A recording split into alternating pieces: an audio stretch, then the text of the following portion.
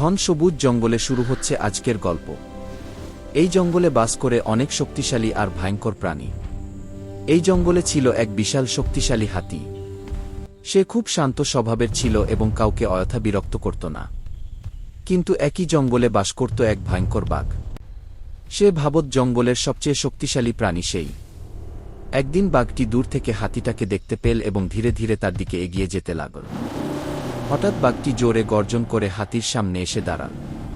কিন্তু হাতি মোটেও ভয় পেল না। সে শান্তভাবে দাঁড়িয়ে বাঘটির দিকে তাকিয়ে রইল। রাগে বাঘটি হঠাৎ হাতির দিকে লাফ দিয়ে আক্রমণ করার চেষ্টা করল।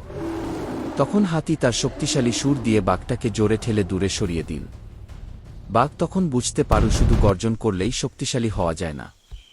এরপর থেকে হাতি আর বাঘ ঝগড়া না করে জঙ্গলে শান্তিতে থাকতে শুরু করল।